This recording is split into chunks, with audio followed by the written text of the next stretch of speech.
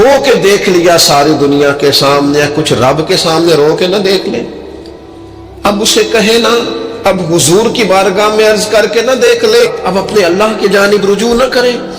دیکھو نا، نبی پاک صلی اللہ تعالی علیہ وسلم نے ہمیں فرمایا تمہارے آنسو قدر والے ہیں، رب رسول کی بارگاہ میں بہانا، ان کو ضائع نہ کرنا۔ عزیز بھائیوں، یہ آنسو جو اللہ رسول کی بارگاہ کی طرف بہتے ہیں، یہ اللہ کی رحمت کو متوجہ کرتے ہیں، یہ مالک کریم کے کرم کو مائل کرتے ہیں۔ ہمارا مسلح آباد ہونا چاہیے۔ وہ مجھے ایک دوست کہنے لگے صرف دعا کرنے سے کیا ہوتا ہے؟ میں نے کہا دعا کرنے سے پہاڑ ہل جاتے ہیں اپنی جگہ سے۔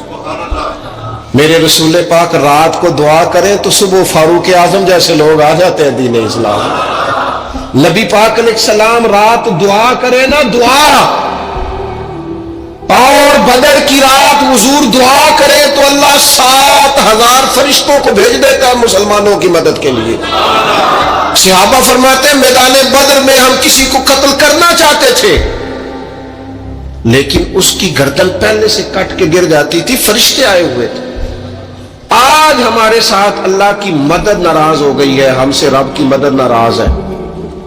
ہماری مجموعی غلطیاں، قومی کوتاہیاں، بددیانتیاں، رشوت خوریاں، ہمارے جھوٹ، ہماری بد اخلاقیاں، مجموعی طور پر سوسائٹی کی مادہ پرستی، اخلاقی رویوں کی گراوٹ، لوٹنا، اپنا حصہ وصول کرنا، جگہ جگہ پہ کمیشن مقرر کرنے، ہر شخص کا ذات کے لیے سوچنا، اللہ کی مدد پھر روٹ جایا کرتی ہے، ناراض ہو جایا کرتی ہے۔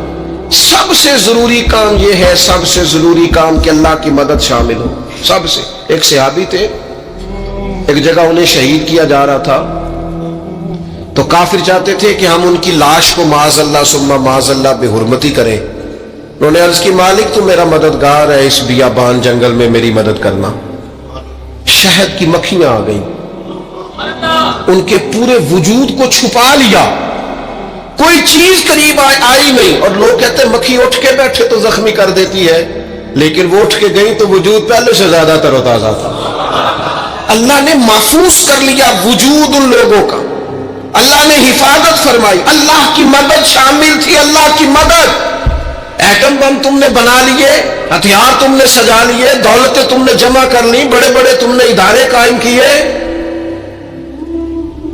اب ایک کوشش اور بھی کرو، رب رسول کی بارگاہ میں رو تاکہ تمہیں اللہ کی مدد بھی ملے، تمہارے اندر حوصلہ بھی پیدا ہو، تمہارے اندر شعور بھی بلند ہو، اپنی ذات سے اٹھ کر سوچنے کی تمہیں طاقت بھی میسر آئے۔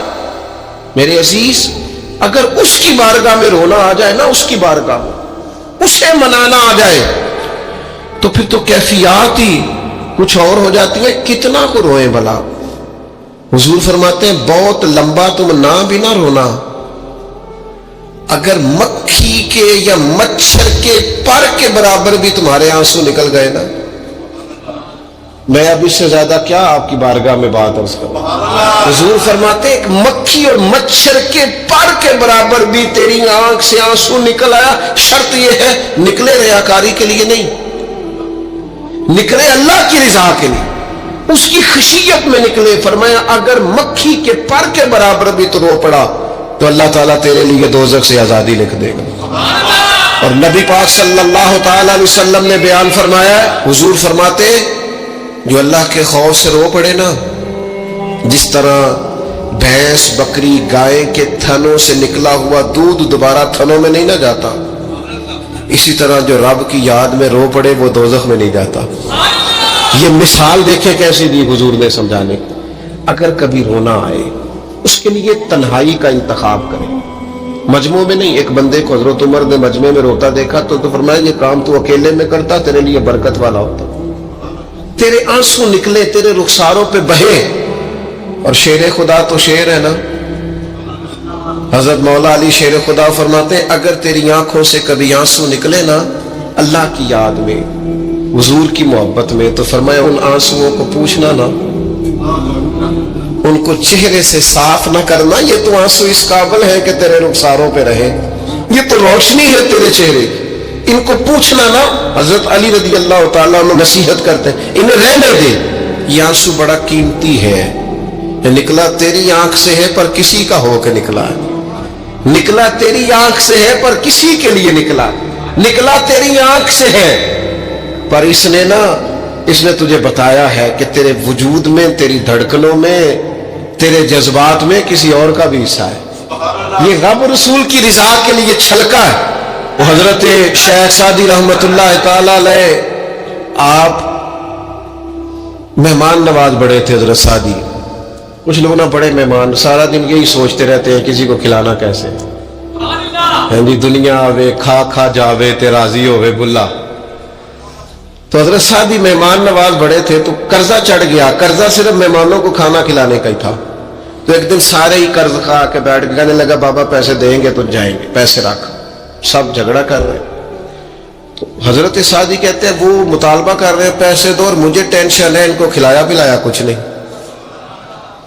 تھوڑی دیر گزری تو ایک بچہ آ گیا کچھ بیچتا بیچتا، اس نے آ کے کہا نوجوان نے کہ جناب میں مجمع دیکھتے ہیں تو بعض لوگ بیچنے والے آ جاتے ہیں، اس نے وہ چیز بیچنے کے لیے سامنے کی تو کہنے لگا لینی ہے، تو حضرت فرمانے لگے میرے مہمانوں کو دے دو کھا لیں۔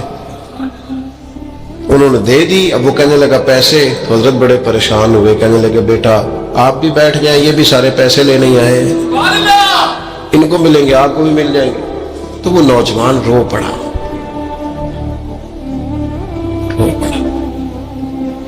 کہنے لگا حضرت صاحب میں تو یتیم ہوں، بہنیں اور ماں انتظار کر رہی ہیں۔ حضرت بڑے پریشان ہو، یہ کیا ہو گیا؟ فٹافٹ سوچنے لگے کہیں سے بندوبست ہو اور اس کو میں فارغ کروں۔ وہیں بیٹھے تھے کہ ایک عقیدت مند نذرانہ لے کے آیا، ڈھیر سارا نذرانہ پیش کیا، حضور میرا دل کرتا ہے، اور حضور کا فرمان ہے جو بن مانگے ملے وہ اللہ کی طرف سے، اسے قبول کرو جو بغیر چاہت کے آئے۔ تو اس نے نظر پیش کی تو وہ ڈھیر سارا نذرانہ تھا، حضرت نے جن کے پیسے دینے تھے سب کو دیے، اس کو بھی دیے، سب قرضے ادا کر کے بھی تھوڑے سے بچ گئے۔ تو ایک بندہ صاحب دل تھا، کہنے لگا حضرت ہم بڑے دنوں سے آ رہے تھے، پیسے نہیں مل رہے تھے، آج کیسے مل گئے؟ فرمانے لگے تم میں کو رونے والا کوئی نہیں تھا، ایک بھی رونے والا ہو تو باقیوں کا کام بھی۔ سنو نا حدیث ہے بہقی شریف میں، حضرت حیثم بن مالک رضی اللہ تعالیٰ عنہ فرماتے ہیں نبی پاک علیہ السلام خطبہ دے رہے تھے، تقریر فرما رہے تھے، حضور کی باتیں دلوں کے میل کچیل اتارتی چلی جا رہی۔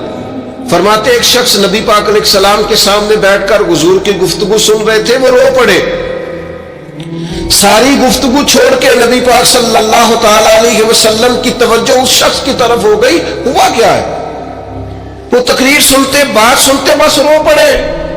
تو نبی پاک علیہ السلام فرمانے لگے آج اگر وہ سارے مومن بھی یہاں موجود ہوتے جن کے گناہ پہاڑوں کے برابر وزنی ہوتے تو اس ایک بندے کے رونے کی وجہ سے اللہ سب کی بخشش فرما دیتا۔ اور نبی پاک علیہ السلام فرمانے لگے یہ رویا ہے تو اس کے رونے پر فرشتے بھی روئے ہیں، اور فرشتے دعا کر رہے ہیں کہ اے اللہ یہ جو نہیں روتے نا ان کے حق میں ان کی سفارش قبول کر لے جو تیری بارگاہ میں روتے ہیں، جو تیرے حضور عرض گزار ہوتے ہیں ان کی سفارش قبول کر لے، ان کے حق میں قبول کر لے۔ وہ بڑا رولیا ہے فیکٹری کے مالک کے سامنے، بڑا رولیا امیروں کے سامنے، مالداروں کے سامنے، تگڑے رشتہ داروں کو مائل کرنے کی بڑی جد و جہد کر لی، کچھ وقت سحری میں اٹھ کے رب کے حضور نہ روئے، کچھ وقت سحری میں سجدہ لمبا نہ کرے اس کی بارگاہ میں، کچھ دعائیں اس کے حضور نہ مانگیں۔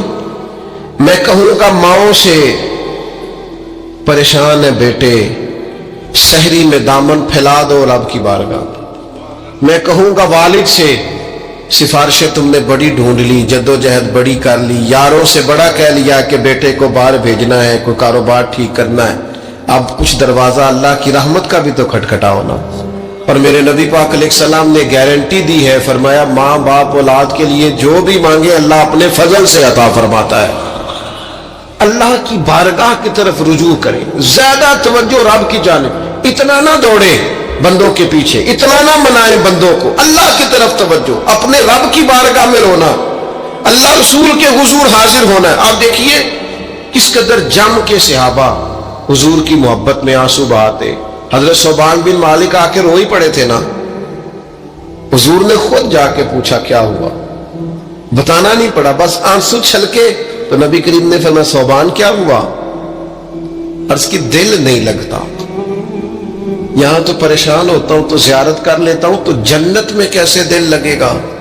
بس وہ روئے تھے نا، حضرت جبریل آ گئے، کہا محبوب رب فرماتا ہے جو اللہ رسول کی اطاعت کریں گے جنت میں بھی اللہ پڑوس عطا کر دے گا۔ رو پڑے تو جنت تک بات چلی گئی، رو پڑے تو میرے عزیز یہ تو ہے نا عام آدمی کا رونا، صحابہ کا رونا، اور اگر آنسو نبی پاک کے نکل آئے تو